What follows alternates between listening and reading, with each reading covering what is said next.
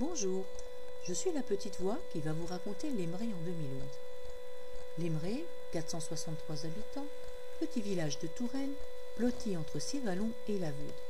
Qu'a-t-il bien pu s'y passer?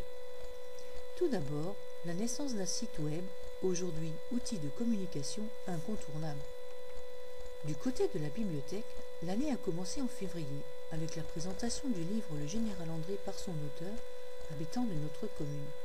Une soirée à livre ouvert mémorable où tous ceux qui étaient présents ont écouté avec beaucoup d'attention. En juillet, une exposition sur la cuisine nous a fait connaître quelques plats d'ici ou d'ailleurs, que nombre d'entre nous ont goûté avec délectation. Et puis, il y a eu les festis mercredi, avec ses œufs de Pâques colorés, ses citrouilles aux découpes terrifiantes et ses couronnes de Noël qui ont décoré maintes tables. Pour la rentrée littéraire d'octobre, tout y était. Les livres, les fiches explicatives, les viennoiseries, les mignardises, tous les bénévoles. Tout, je vous dis. Il ne manquait que vous et c'était bien dommage. Côté sportif, les mollets ont été mis à contribution. Nous voilà pleins de courage et nous partons pour la randonnée pédestre communale d'avril qui nous a menés à Travers-Bois. Une petite halte pour récompenser notre effort et hop, nous voilà repartis. Les mollets ont continué à travailler en juillet avec la rando vélo et le quiz organisé par le comité des fêtes. Pendant que les uns pédalent et font travailler leur ménage, les autres s'activent à la préparation du repas. Tiens, mais que font-ils donc agenouillés sur le stade? En début de soirée, les enfants sont conviés à la ronde des lampions. Et pour finir cette fête nationale, quoi de plus traditionnel qu'un feu d'artifice? Ah, la voilà la réponse à ma question. Le centre équestre des Landes, lui, a organisé son premier concours départemental de saut d'obstacles en avril. Et tiens, puisqu'on parle de chevaux, tournons-nous vers le Rivaux, où, gentes dames et damoiseaux, les joutes équestres ont eu lieu en juillet, malgré le temps maussade. Restons un instant au château, où s'est tenue une remarquable exhibition d'instruments de musique du monde, ainsi qu'une très belle expo sur Jeanne d'Arc. Alors Jeanne d'Arc, homme ou femme? Nous ne le saurons sans doute jamais. En septembre, la fête de la citrouille a attiré de nombreux visiteurs. Pour le concert Valsissimo, organisé par l'association Musiques et Patrimoine, la salle de la Toison d'Or était comble. On y a applaudi entre autres Fédor Rodin, 20 ans à peine, virtuose du violon. Tiens, j'ai levé le nez un instant et j'ai vu des montgolfières. 2011 a aussi été une année célébrant l'amitié franco-américaine.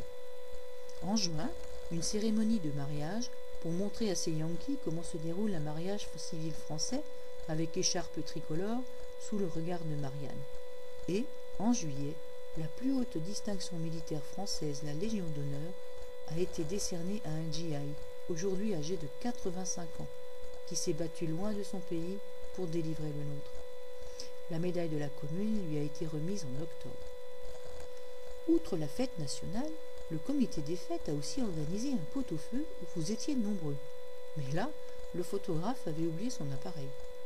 Un vide-grenier qu'il faut vite oublier vu la météo très arrosée de ce triste jour de septembre. Rien à voir avec le repas champêtre de la fontaine de Jave. Un franc succès. On installe le mobilier, on prépare le repas, on s'active à la cuisson pendant que tout le monde s'installe. Et quand le coup de feu est passé, on se restaure un peu à notre tour. Eh, il est pas beau ce coin. Le banquet des seniors s'est tenu en octobre et a compté 50 personnes. Mais là, le photographe était à table. Et les photos, eh bien, il les a mangées. En novembre, le conseil municipal a organisé sa commission des chemins annuels. Force est de constater que notre commune est très bien entretenue. Bien sûr, il reste toujours quelques irréductibles pour renverser les panneaux ou verser de la terre dans les fossés. Mais dans l'ensemble, de très gros progrès ont été réalisés. Cette fois-ci, la commission s'est aussi penchée sur l'état de santé du pont de Judo. Et les gars, ils se sont mouillés. Bon an, mal an, nous voici arrivés doucettement en décembre. Et voici incontestablement la star de cette fin d'année, le Père Noël. Vous savez, le vieux monsieur en rouge avec sa belle barbe blanche. Spectacle de qualité offert par le comité des fêtes et cadeau de la municipalité, tous nos petits ont été gâtés. Ça y est, le tour de l'année est fait. Et il nous reste à commencer 2012 avec autant d'entrain et de courage. Pour les photos, merci à Suzanne, Sophie, Philippe, Marc, Josette, Sylviane, Carole, et pardon si j'en oublie. Très bonne et heureuse année à tous.